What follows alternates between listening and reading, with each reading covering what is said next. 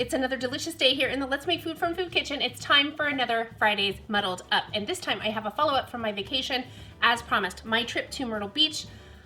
Hi everyone from Myrtle Beach. It was such a fun trip, such a fun trip. Cocktail-wise, yeah, okay, so there wasn't anything that really just screamed out to me. I had some hopes that there was a restaurant on the beach.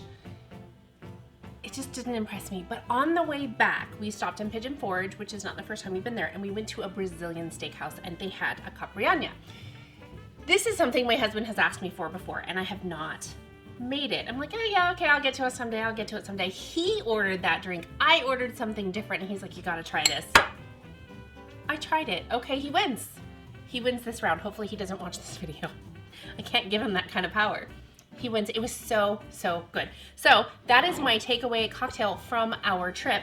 And you just need a short little glass like this. You need this cachaça, which is Brazil's rum.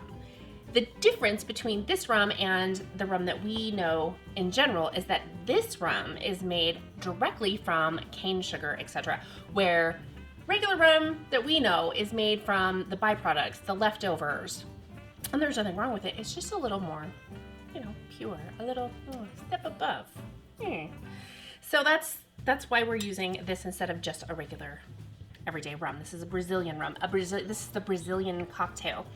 So I have a couple of steps here. I have 2 teaspoons of organic cane sugar. I have seen variations. There are variations to this recipe. I'm going to cut out a little wheel to make a garnish wedge. Okay. So we have that, and then I need to take my lime and I'm going to cut it into quarters basically. And the only reason I'm doing that is to kind of help me break it down because this is a drink that gets muddled. So I want to take my 2 teaspoons of sugar and put it right in the glass. If you can find a fine grain sugar, that'll help you break it down, but I don't have that. This is what I have. So I'm going to take my limes and just kind of squeeze them and drop them right in there. Okay. And you can let this sit and soak for a while. But before I do that, what I want to do is take my muddler. It has my little, I don't know what you call that, stabby thingies. Let's go with stabby thingies. And I'm going to muddle it up. And muddle means you're going to just do this basically. I'll move my fingers out of the way. I'm pressing and I'm getting juices out of the lime, but I'm also working out the rind because there is a lot of flavor in the rinds of the lime.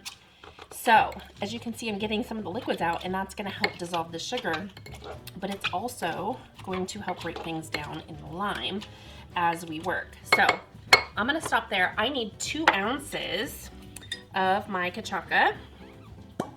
It's always a lovely sound. And I'm just going to pour it in there. And why am I doing that? Because I want my flavors to have time to get married. That's right, you heard me. They're gonna get married. They're blending together. So I am going to just do this for another second or 2. I am literally gonna walk away from it. I'm gonna walk away. I want this to sit for 10 minutes. You could serve it right now. Put some ice in there and serve it, but I'm gonna let it sit because I want those lime flavors to really come out with the sugars and the cachaça. So if you really wanna enjoy this and have some extra flavor burst to it, just let it ride. Let it ride. So I'll see you back in here 10 minutes or so. Okay, so I've occupied my time for about 10 minutes. I let it be. It's really hard. I'm so impatient. I'm so impatient. It's okay. I admit it. It's fine. It's fine. So I'm just going to give it one more good muddle. I want to look and just make sure all of my sugars are dissolved, and they are. And I'm just going to fill it with ice. Okay. Oops, that's probably too much ice. Okay. Give it a stir. It really doesn't take a big glass to do this. I'm gonna leave those limes in there. You could take the limes out if you wanted, but I think that it adds both color and keeps that flavor going, because if you're gonna sit there and make this a sipping drink, which really, it's a sipping drink. It's just straight alcohol with some sugar and lime in it.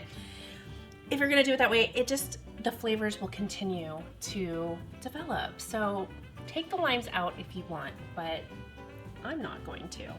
So here is my caipirinha, and I believe that it is time to say cheers to you.